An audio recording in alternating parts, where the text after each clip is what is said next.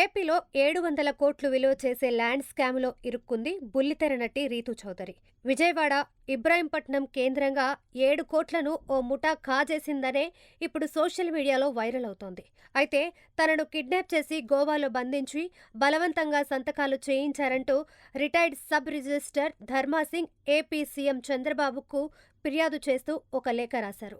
AP మాజీ CM Jagan అనుచరులు చీమకుర్తి శ్రీకాంత్, ఆయన భార్య రీతూ చౌదరి పేరు మీద ఆస్తులు ఉన్నాయన్నారు. రీతూ అసలు పేరు వనం దివ్య.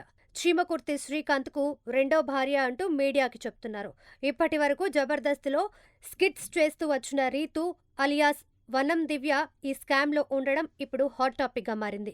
Ibrahimpatnam retired sub registrar Singh లేఖతో ఏపీ సర్కార్ అలర్ట్ అయింది. దీంతో సినీ నటి రీతూ చౌదరి పేరు ఏపీ రాజకీయాల్లోనే కాదు, తెలంగాణ రాష్ట్రాల్లో కూడా మారుమోగిపోతోంది.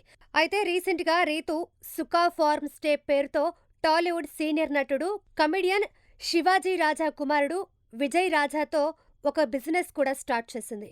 ఇక ఇప్పుడు వస్తున్న ఈ న్యూస్ మీద రీతూ చౌదరి ఎలా రియాక్ట్ అవుతుందో చూడాలి.